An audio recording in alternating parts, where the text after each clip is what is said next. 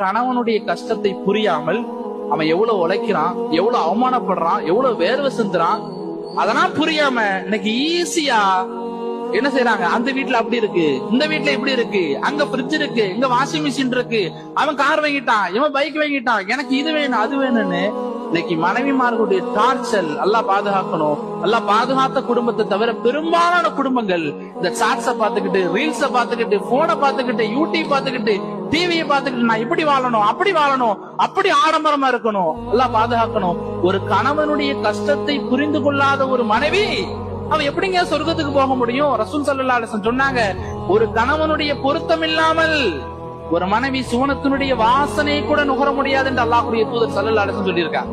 இன்னைக்கு அப்படியா இருக்குது?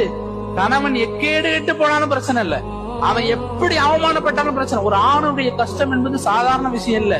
ஒரு ஆணுக்கு இயல்பாகவே முரட்டத்தன்மை இருக்கும், ஒரு ஆணுக்கு இயல்பாகவே கோபம் புசுகு புசுகுன்னு வரும். ஆனா தன் குடும்பத்துக்காக வேண்டி காரி மூஞ்சிலேயே துப்புனாலும் தொடச்சுக்கிட்டு போறாங்க ஒரு ஆண். இந்த கஷ்டத்தை புரியாத மனைவிமார்கள் இன்னைக்கு எத்தனை பேர் நம்ம சமூகத்துல இருக்கிறாங்க?